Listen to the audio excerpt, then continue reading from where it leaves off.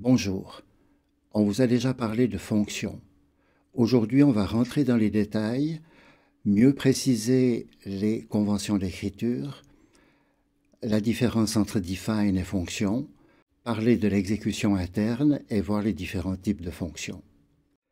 Concernant les règles d'écriture, l'habitude est d'avoir les constantes en majuscules et on a déjà vu output, high. Je ne respecte pas tellement cette convention puisque, avec des noms explicites, c'est assez lourd comme écriture. Les variables, la règle est d'avoir les minuscules. On a déjà vu le i dans des boucles for. Compteur, niveau maximum. Certains préfèrent mettre des soulignés, à vous de décider.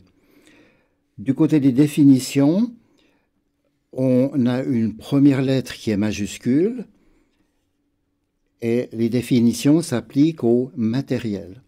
Du côté des fonctions, on a également des majuscules en première position, mais une fonction va désigner une action. Donc là, j'insiste et je vais encore insister, les définitions, c'est concernant le matériel, les fonctions, c'est concernant la fonctionnalité. Et dans certains langages, on fait une différence subtile entre procédure et fonction. Le C ne fait pas cette différence. Alors, je reviens encore là-dessus. Define pour décrire le matériel, fonction pour la fonctionnalité. Je prends un exemple avec un robot simple. Ce robot simple a deux moteurs. Si vous regardez l'arrière du moteur, là où les fils partent, vous avez un plus et un moins. Et si vous envoyez le courant sur le plus, tous les moteurs du même fabricant vont tourner dans le même sens. Donc, je définis ici, le plus de mon moteur va être sur la pin 4, le moins sur la pin 3.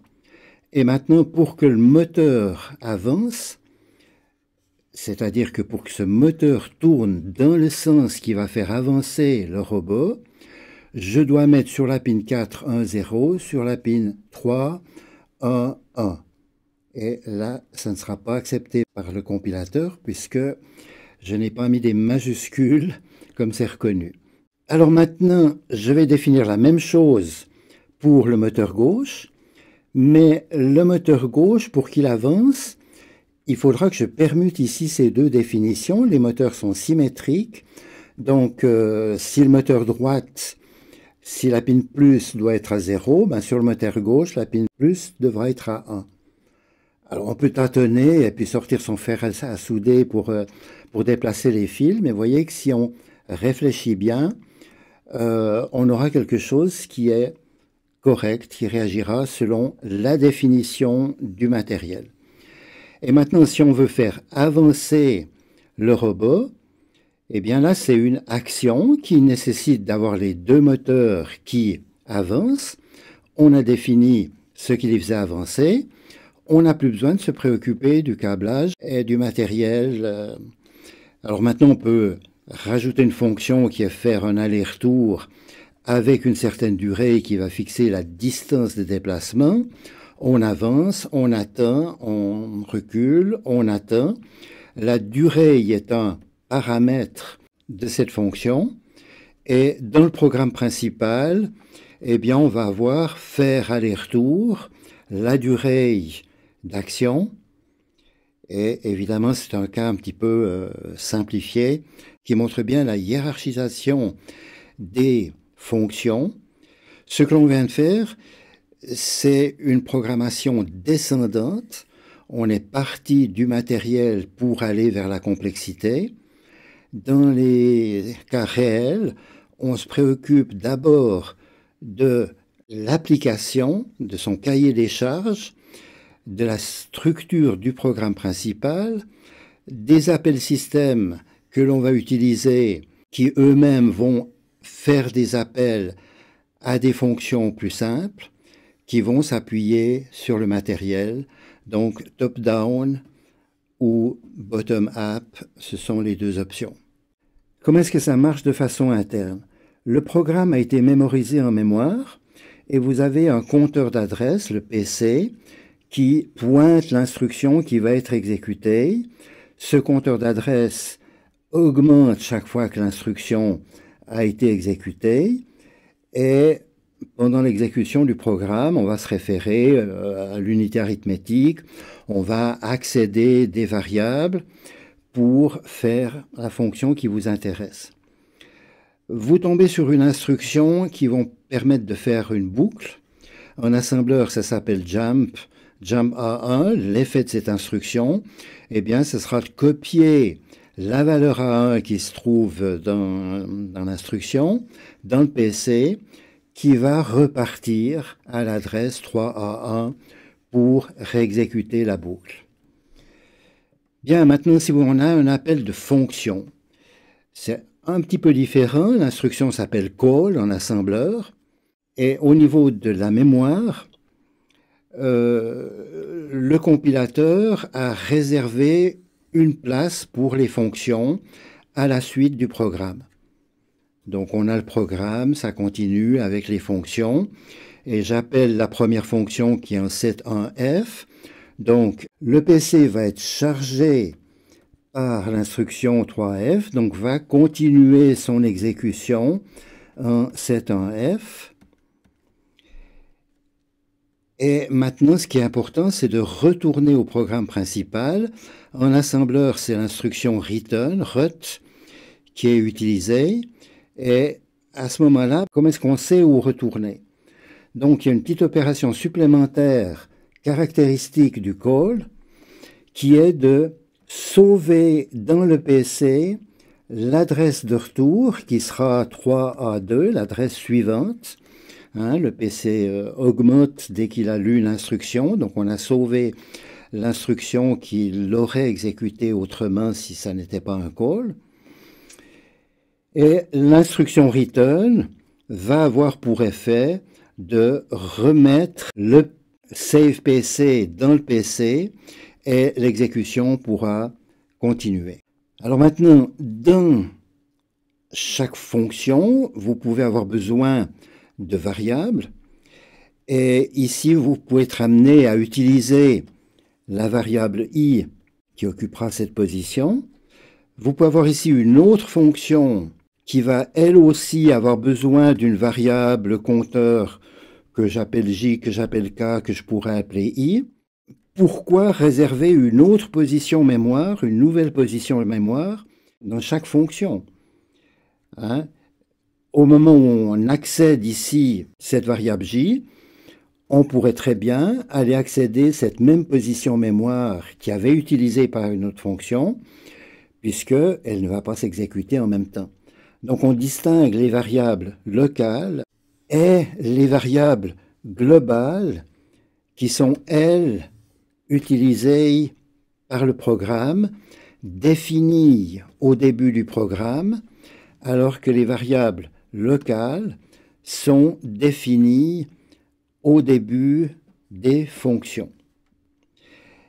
Et maintenant, ce qui se passe encore, c'est que au moment où vous appelez une fonction, par exemple la fonction delay, il y a un paramètre qui est la durée du retard, qui a été préparé dans le programme et dont la fonction aura besoin. Alors, ce paramètre, il peut être transféré comme une variable globale, il peut être transféré comme une variable locale, mais le paramètre qu'on met dans une fonction, on va le sauver avec l'adresse de retour dans ce qu'on appelle la pile dans le fond. Et cette pile avec le compteur d'adresse, c'est ce qui est préparé au moment de l'appel de la fonction pour que la fonction puisse travailler avec cet ensemble de données et revenir au programme en ayant éventuellement rajouté des données. Alors, prenons des exemples en commençant par les choses les plus simples. Vous avez la fonction clignoter une fois. Vous l'appelez par clignote une fois. Il n'y a pas de paramètres qui vont être transférés sur la pile. La parenthèse est vide. Vous avez la fonction clignoter x fois. Là, vous avez un paramètre et il faut dire quel va être le nom de ce paramètre, mais c'est un nom local, c'est un nom uniquement utilisé là-dedans. Par contre, on a dû bien préciser quelle était la taille à réserver sur la pile pour transférer ce paramètre. Et quand on appelle, eh bien, on a clignoté tant de fois le paramètre une constante ou une variable, mais de type byte. Si on mettait un nombre trop grand ici, le compilateur devrait rouspéter. Ensuite, on peut avoir deux paramètres qui n'ont pas nécessairement le même type. On veut clignoter x fois avec une certaine période. Eh bien, on va donner le type byte pour le nombre de fois, le bit int pour la période, et on aura les deux paramètres. Et on pourra tester maintenant ce programme. Il faut toujours tester les fonctions quand on les a écrites avec une petite boucle. On clignote 3 fois et puis on ne fait plus rien. Si vous supprimez ce while, qu'est-ce qui se passe? Vous clignotez 3 fois, vous clignotez 3 fois, vous clignotez 3 fois. Vous avez l'impression que votre programme est faux.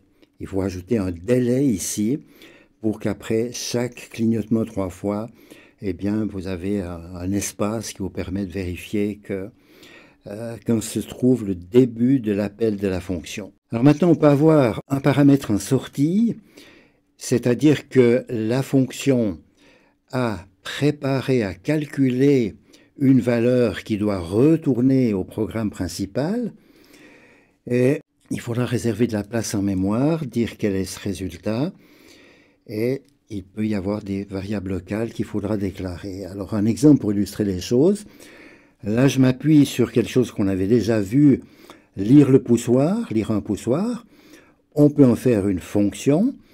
Ce qu'on lit, c'est poussoir activé, inactivé, c'est en fait une variable booléenne. Ça peut s'écrire comme ça, même si ça n'est pas habituel.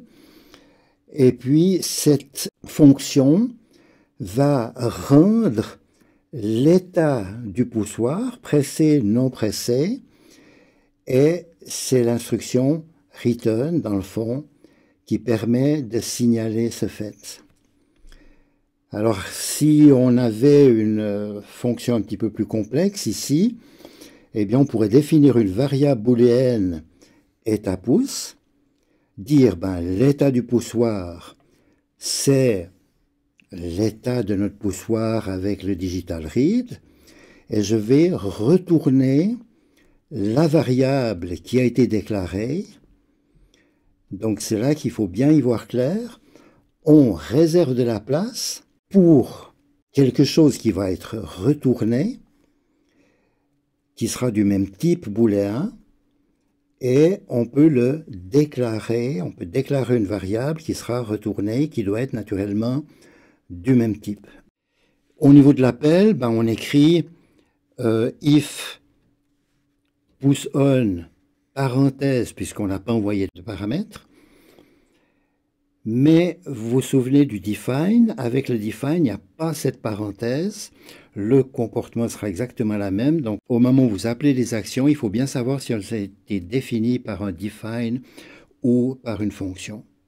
Là, j'ai pris un exemple booléen qui est un petit peu inhabituel, mais c'était pour qu'on se raccroche à quelque chose de connu.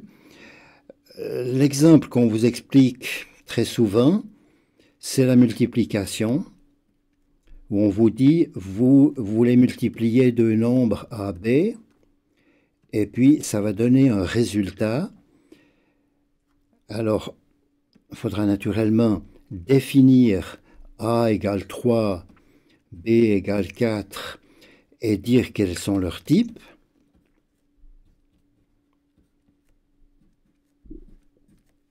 Alors ça, c'est des variables globales. Et puis maintenant, au moment de l'appel de la multiplication, eh bien, il faudra répéter ce type.